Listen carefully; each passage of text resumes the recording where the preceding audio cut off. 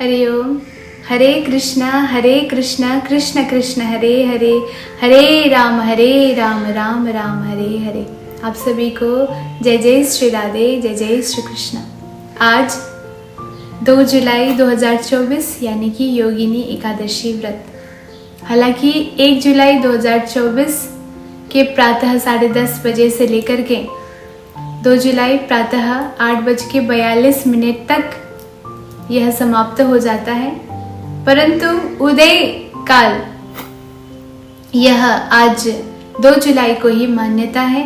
2 जुलाई मंगलवार को ही एकादशी, आषाढ़ कृष्ण पक्ष के एकादशी का व्रत का पालन किया जाता है। आषाढ़ कृष्ण पक्ष एकादशी का व्रत, योगिनी एकादशी का व्रत ब्रह्म वैवर्त पुराण भगवान श्री कृष्ण ने युधिष्ठिर को जो समझाया था, जो बताया था, उनके बीच में जो संवाद हुआ था, उसी का ही महात्म्य कथा आज आप सबके समक्ष में लेके उपस्थित हुई हूँ। देखिए, जब तक हम कथा नहीं श्रवण करेंगे, हमारे जीवन का जितने भी व्यथा है वो कदापि नष्ट नहीं होने वाला। कथा श्रवण करने के पश्चात ही हमको हमारे व्यथा से छुटकारा मिलता है। भगवान श्री कृष्ण कहते हैं, अलकपुरी नाम का एक नगर था जहाँ पर कुबेर नाम का एक महाराजा राज्य किया करते थे, और वहां पर यक्षों के राजा के नाम से कुबेर को जाना जाता था। और कुबेर के एक यक्ष जिसका नाम था हेममाली, जो सदा सर्वदा सरोवर में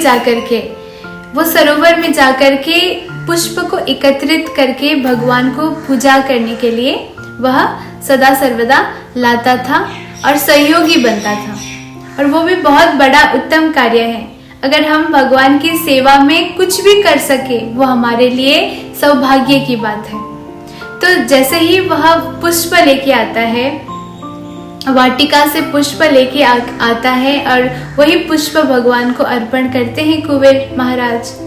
और एक दिन क्या हुआ, जैसे ही हेम माली पुष्प को चयन करने जाता है, पुष्प को देख करके वो अपने पत्नी को स्मरण करता है, उसको याद करता है, क्योंकि उसकी पत्नी का नाम है विशालाक्षी, जो अत्यंत सुंदर है। अपनी पत्नी के विषय में इतना खो जाता है कि उस पर आसक्त हो जाता है। और यह जो सांसारिक आसक्तियां हैं, इसी चीज से हम इस भवसागर में फंसे रहते हैं।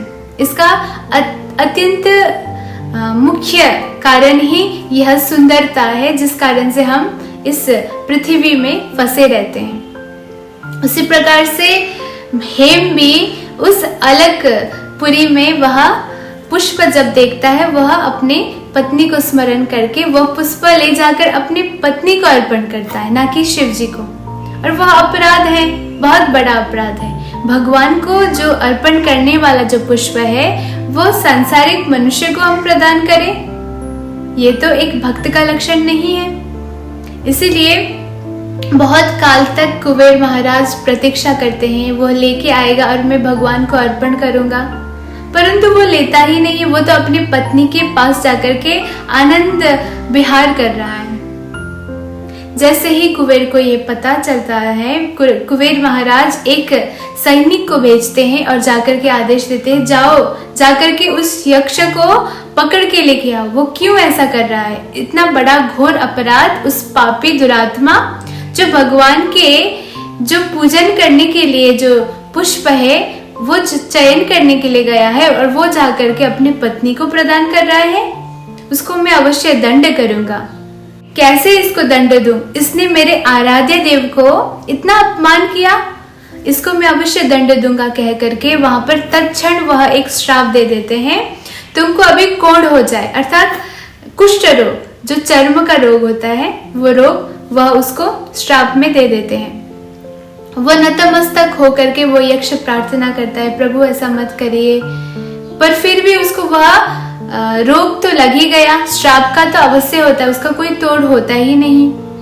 और जैसे ही वह श्राप उसको लग जाता है, वह अलकपुरी से पतित होकर के मृत्यु लोक में आ जाता है। मृत्यु लोक में आकर के अत्यंत पीड़ा का सहन उसको करना पड़ता है और बहुत सारे ऐसे सर्दी और गर्मी व्यतीत हो जाता है, पर फिर भी उस रोग से वह छुटकारा नहीं पा पाता है। तो एक दिन अत्यंत व्याकुल होकर के भ्रमण कर रहा होता है, तो एक मेरु पर्वत में मार्कंडेय ऋषि तप कर रहे होते हैं, वहां पर वह पहुंचता है। जैसे ही वह ऋषि उस यक्ष को देखते हैं, देख करके पूछते हैं, अरे ऐसा तुमने कौन सा कार्य किया जिस कारण से तुम इस प्रकार से पीड़ित हो? ऐसा कौन सा पाप तुमने किया? जैसे ही ऋषि ने उसको पूछा, उसने संपूर्ण वृत्तांत बताया। मैंने ऐसे अपराध किया, भगवान के लिए जो अर्पण करने वाला जो पुष्प था उसको ले जाकर के मैंने अपनी पत्नी को दिया। ये नहीं करना चाहिए, ये मेरा बहुत बड़ा अपराध है। जैसे उसने कहा, संत का हृदय तो अत्यंत कोमल होता है। वो कहते हैं तुम निराश मत हो, तुम योगिनी एकादशी व्रत का पालन करो, जिससे तुमको इस समस्त रोग से छुटकारा मिल जाएगा। योगिनी एकादशी व्रत इसीलिए हमको लेना चाहिए ताकि हमारा जितने भी रोग कष्ट है वह समाप्त हो जाए, जड़ रूप से ही समाप्त हो जाए। इसलिए हमको एकादशी का व्रत का पालन करना चाहिए। एकादशी का व्रत यदि हम पालन करते हैं तो हमारा जो पाचन शक्ति है वो भी मजबूत हो जाता है। जैसे डॉक्टर कभी कभी सब प्रिस्क्रिप्शन में भी मतलब वो लिखता है ना, दे देता है। हमेशा डॉक्टर का दवा लेने से हमारा कभी भी रोग शांत नहीं होता है। इस बात को हमें सदा सर्वदा ज्ञात होना चाहिए। हमको योग करो। आजकल तो सभी लोग ही योग कर रहे हैं और साथ ही साथ सभी लोग ही एकादशी का व्रत का पालन कर रहे हैं और हमको भी करना चाहिए।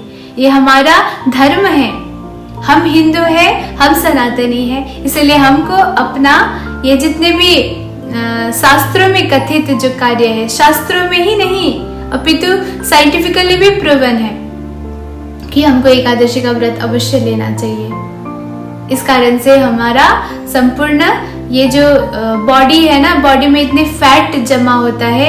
महीने में 2 बार आता है एकादशी, तो 15-15 दिन में जैसे ही आता है हमारा बॉडी को शुद्ध करने के लिए, उससे जो अनावश्यक जो चीजें हैं उसको अलग करने के लिए हमको ये व्रत अवश्य लेना चाहिए।